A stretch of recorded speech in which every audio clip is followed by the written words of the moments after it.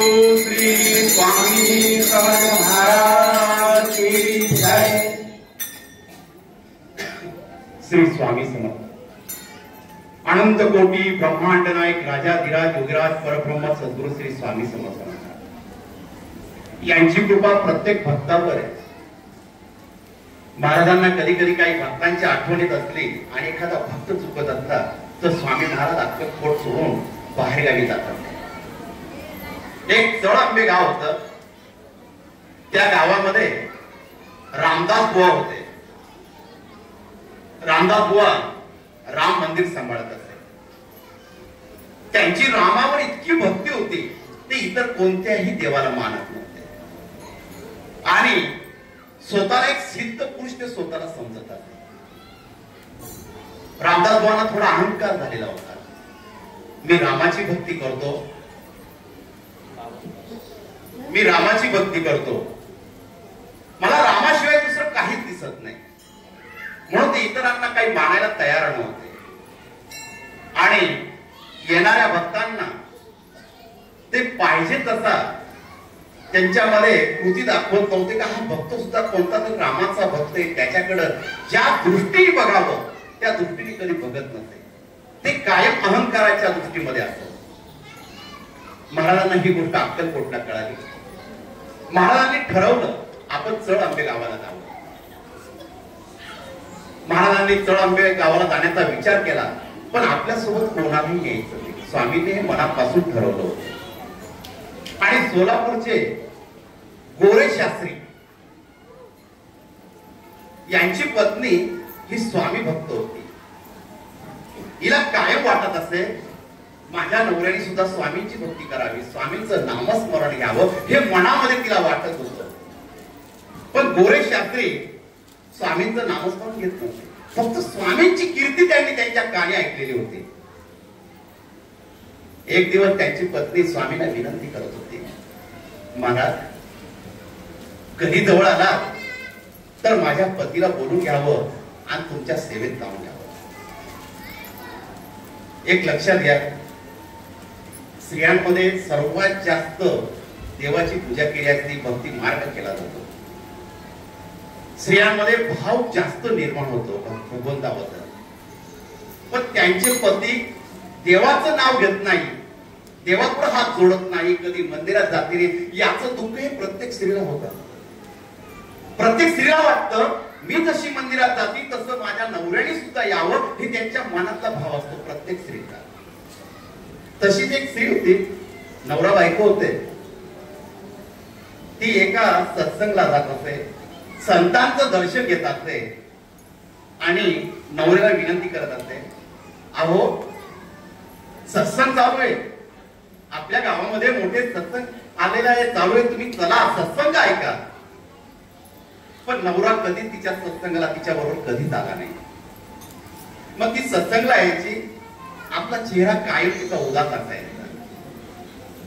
आता सत्संगला आल्यावर सर्वजण हसायचे, मस्त देवाच्या नामस्मरणात डोकून जायचे।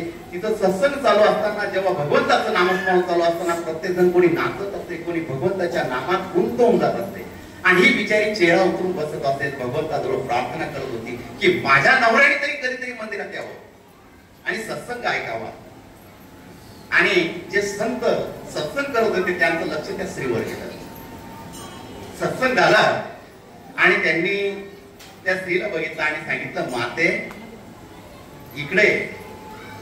त्या स्त्रीला आनंद झाला, कारण की असंख्य गर्दी असली आणि त्या ठिकाणी जर गुरूंनी आपल्याला बोलवलं तर तो आनंद आपल्यासाठी फार वेगळा असतो। तो आनंद तिला झालेला होता। ती त्या गुरूंजवळ गेली आणि हात जोडले। सत्संगामध्ये सर्वांच्या चेहऱ्यावर आनंद आहे आणि तुझा चेहरा उतरलेला आहे, काय समस्या काय, मनामध्ये काय विचार करते, तुझ्या चेहऱ्यावर मला दुःख दिसतंय। त्या तिने सांगितलं, गुरुजी माझ्या घरी सर्व आहे, काहीच कमी नाही भगवंताच्या कृपेने, फक्त मनामध्ये एक संकोच आहे की माझ्या नवऱ्याने तरी कधीतरी भगवंताचं दर्शन घ्यावं, सत्संग करावा आणि देवापुढे हात जोडावा ही माझी मनापासून इच्छा आहे। आणि ते संत हसले आणि त्यांनी सांगितलं, माई घाबरू नकोस, तुझ्या शेजारी पाजारी कोण राहतं मला सांग। तिने सांगितलं, आमच्या शेजारी शिवराम राहतात, शिवरामजी, आणि एका बाजूला प्रभाकर राहतात. एक काम कर, तुझ्या नवऱ्याला सांगायचं तुम्ही सत्संगाला नाही आले तरी चालेल, मंदिरात नाही आले तरी चालेल, फक्त एक काम करायचं, सकाळी उठल्या उठल्या नवऱ्याला सांगायचं त्या शिवरामाकडे जायचं आणि जय रामजी की बोलून येऊन लागायचं. फक्त तुझं ते रोजचं काम असेल. ते ऐकतील, तू जा. मी सांगतो. घरी आले, घरी आल्यावर आता नवऱ्याची पद्धत फार मोठी. नवऱ्याला जर कोणती गोष्ट सांगायची असेल तर ती सहज कधीच सांगणार नाही, कारण की तिला माहिती आपल्या नवऱ्याने आपलं ऐकावं, म्हणून तिच्याकडं प्रत्येक गोष्टीची एक कला असते स्त्रीकडं. मग तिने ओळखलं आता आपला नवरा घरी, त्याला आपल्याला ही गोष्ट पटवून द्यायची की रोज सकाळी जय रामजी की म्हणायचं. म्हणून घरात नवरा येणार त्याच्या आधी तिने स्वतःचा चेहरा बदलवला आणि तोंड फुगून एका कोपऱ्यात बसून घेतला. नवरा घरामध्ये आला आणि कोणताही नवरोबा असो त्याच्या मनात एक इच्छा असते की घरात गेल्यावर बायकोचा चेहरा जर सुंदर आणि हसरा दिसला तर आजचा दिवस चांगला, म्हणजे दिवसामध्ये आज कटकट नाही. आणि जर चेहरा फुगेल दिसला तर डोक्याला त्रास, आता काय करायचं घरामध्ये, म्हणून तो जास्त विचारात तो असतो. आणि तो घरामध्ये तो आला आणि बायकोचा चेहरा फुगेल दिसला. अरे अरे, घराचं वातावरण बिघडलेलं दिसतं, काय करावं. मग हळूच पत्नीजवळ गेला आणि विचारलं काय झालं. काही नाही. मग रुसून का बसले. आणि एक नवऱ्यामध्ये कला असते, जेव्हा बायको हसत नाही ना तेव्हा त्याला चैन पडत नाही. तिचा जेव्हा चेहरा उतरेले, जेव्हा हसत नाही तो तिच्या मागच फिरत राहतो, काय झालं मला सांग. ती जिथं जाईल तिथं तो मागं जातो. मग त्या टायमाला त्यावेळेस बायकोला वाटतं आता आपल्या हात कंप्लेंट पट्ट्यात आलेला, आता सांगायला काय हरकत नाही. तर तेव्हा ही चेहरा फुगून बसली आणि नवऱ्याने विचारलं काय झालं सांग. ती बोलत नव्हती. तो सांगत अगं बाई सांग काय झालं. मग मी सांगत ते ऐकत, हा ऐकत. मग तुम्हाला एक गोष्ट सांगते. त्यावेळेस नवऱ्याचे विचार करायला लागला आता ही काय सांगणार, जर नाही ऐकलं तरी त्रास आणि ऐकलं तरी त्रास. मग त्या बायकोने थोडा चेहरा हसरा केला, मी सांगत ते ऐकावं लागत तर मी माझी नाराजगी दूर करेन. मग मला पहिले हो म्हणा.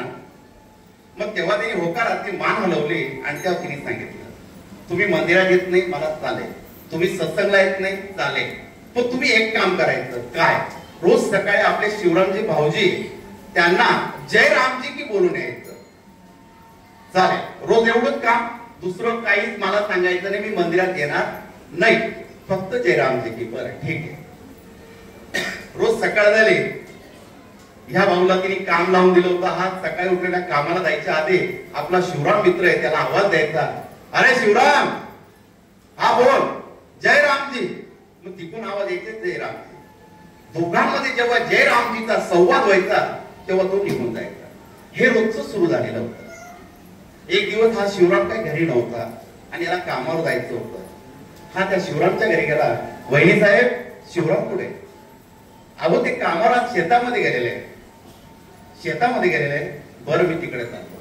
आता याला त्याची सवय होऊन गेली होती जय रामजी की बोलायची. हा शेताकडे निघाला आणि हा शेताकडे आल्यावर हा शिवराम झाडं लावण्यासाठी खड्डे खंदत होता आणि खड्डे खणता खणता त्याला एक सोन्याचा हंडा सापडला. त्याच्यामध्ये काही मोहरा होत्या. खणता खणता हंडा वर काढायला सुरुवात केली आणि हा तेवढ्यात आला आणि त्याने आवाज दिला, अरे शिवराम जय रामजी. शिवरामला काय आवाज गेला आणि हा अजून जवळ आला, शिवराम शिवराम. त्याने आवाज ऐकला, हा बोल. आणि उचलता उचलता त्याच्या हातात हंडा आला. जय रामजी जय रामजी. परत बोलला जय रामजी जय रामजी. आणि तो निघू लागला.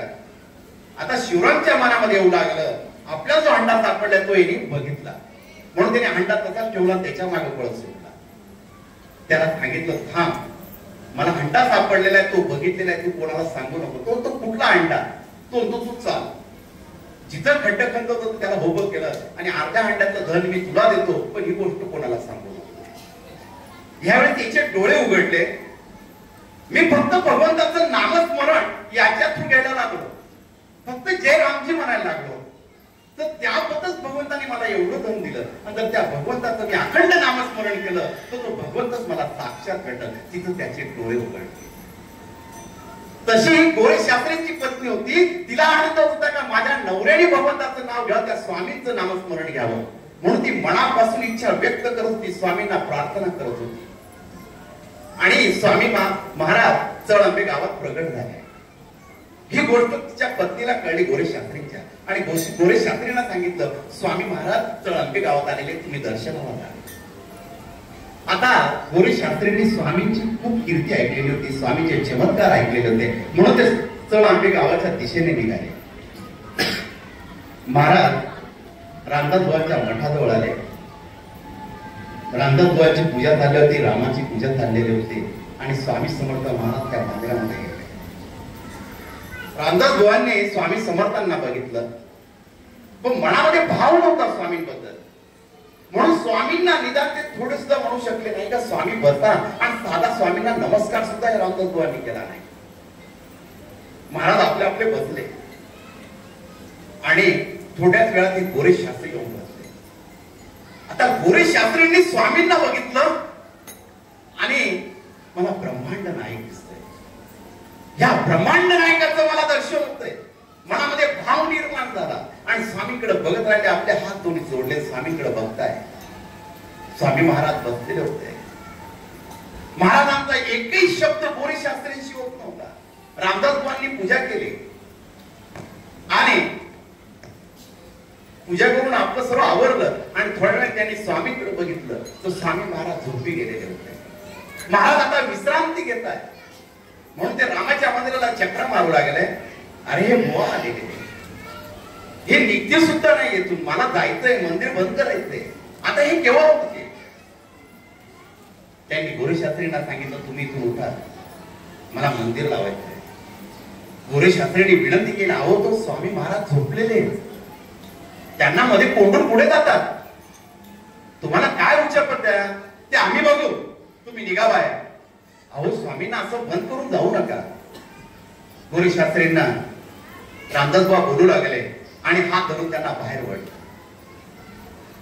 गोरे शास्त्री बाहेर आले आणि रामदासबुवांनी स्वामी समर्थ महाराजांना कोंडून दिलं, कोंडून लावून टाकलं आणि चावी आपल्या कमरेला बांधली, गावभर फिरत राहिले. इकडे गोरे शास्त्री मंदिराच्या बाहेर बसलेले होते. आता स्वामी महाराजांचं दर्शन झालेलं होतं. पत्नीने जे सांगितलं, माझं भाग्य उदयास आलेले, मला स्वामींनी दर्शन दिलेले, हे मनामध्ये भाव निर्माण झालेले होते. मंदिराच्या बाहेर बसलेले होते आणि एक ज्योत मंदिरातून बाहेर येते. त्यांचं लक्ष त्या ज्योतीकडे जात आहे आणि त्या ज्योतीकडे बघताय, त्या ज्योतीच्या मागे ते जात आहे. गोरे शास्त्री जी ज्योत पेटती होती तिच्या मागे जात आहे, हात जोडताय, स्वामींचं नामस्मरण घेत आहे, श्री स्वामी समर्थ, जय जय स्वामी समर्थ. आणि ती ज्योत एका नदीकाठी आली, तिथं स्वामी महाराज प्रगट झाले आणि नदीमध्ये महाराजांनी डोकी घेतली. गोरे शास्त्री आपले डोळे चोळत आहे, मी स्वप्नात तर नाही ना, जी ज्योत आलेली आहे त्या ज्योतीमधून साक्षात ब्रह्मांड नायक प्रगट झालेला आहे. आणि आपले दोन्ही हात जोडताय, स्वामी महाराज त्या नदी पात्रातून बाहेर येत आहे, गोरे शास्त्रींना दर्शन देत आहे. गोरे शास्त्री स्वामींच्या चरणांवर आपलं मस्तक ठेवताय, स्वामी महाराज परत नदीत जात आहे. आणि इकडे रामदासबुवा अख्ख्या गावात फिरताय आणि गावातील लोकांना सांगताय, मी त्या बुवाची खोड मोडलेली आहे, त्याला कोंडून आलेलो आहे. आणि जोरजोरात हसून गावभर फिरताय. गावातील लोकांना ही गोष्ट समजली आणि सर्वजण नदीच्या काठी गोळा झाले. स्वामींच्या दर्शनासाठी असंख्य स्वामी भक्त गोळा झाले. ही गोष्ट रामदासबुवांच्या कानावर पडली आणि ते नदीकाठी आले. बघता ते साक्षात स्वामी समर्थ महाराज, मी तर यांना कोंडून आलेलो आहे. मनामध्ये असंख्य शंका आल्या.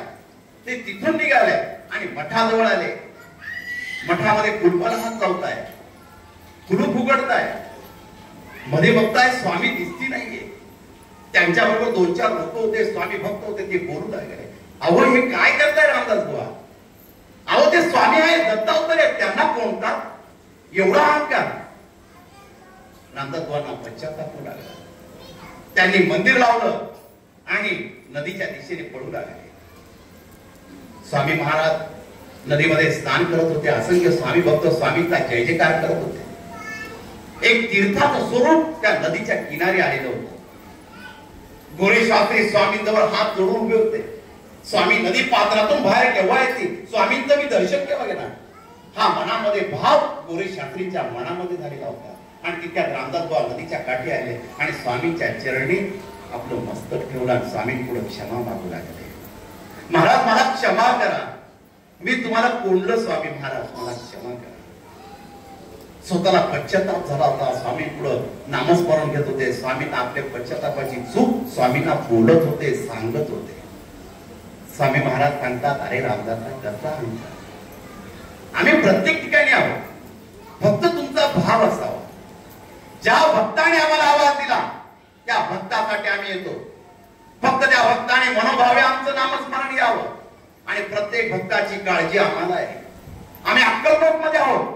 आमचे भक्त कुठेही असो, त्या भक्ताने आमचं नामस्मरण घेतलं, आम्हाला आवाज दिला, त्या भक्तासाठी आम्ही त्याच्या जवळ जात असतो. हे स्वामी महाराज वारंवार बोलत होते. रामदास बाबांना पश्चाताप झाला. महाराजांनी त्यांना क्षमा करून दिलेलं होतं. गर्दी असंख्य झालेले होते आणि त्या गर्दीमध्ये वाट काढत काढत एक म्हातारी घेत होती. म्हातारी काठी टेकत टेकत स्वामींना बघावं, दर्शन करावं.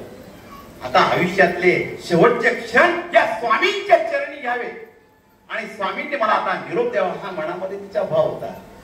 जेव्हा ती स्वामींसमोर पावलं टाकत येत होती, स्वामींनी सांगितलं, माई ये. ज्या वेळेस स्वामींच्या मुखातून शब्द पडले, त्या माईच्या हातातली काठी खाली पडली. जी म्हातारी अंगाने कोबळी झाली होती ती सरळ झाली आणि सुंदर अशा स्त्रीमध्ये तिचं रूपांतर झालं आणि ती स्वामींजवळ येऊ लागली. सर्व लोक हा चमत्कार बघत होते. महाराजांपुढे आली. महाराजांनी तिच्या मस्तकावर हात ठेवला आणि तिच्या मागच्या जन्मातल्या सगळ्या स्मृती जागृत झाल्या. तिला आठवू लागलं, हिमालयामध्ये जेव्हा स्वामी महाराज प्रगट झाले होते एका हरिणीच्या रूपामध्ये, मी स्वामींजवळ होती. त्यावेळेस मला बोलता येत नव्हतं. त्यावेळेस माझी स्वामींची भेट झाली होती. महाराज बोलले होते, आपली भेट अक्कलकोट मध्ये होणार. आज ती भेट माझी स्वामींची होती. त्या स्वामींपुढे हात जोडते, महाराज मला आता मोक्ष प्राप्त करा.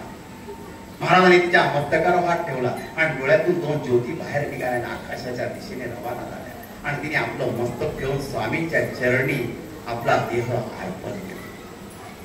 सर्व स्वामी भक्त आता स्वामींना राम मंदिरात घेऊन चालले होते.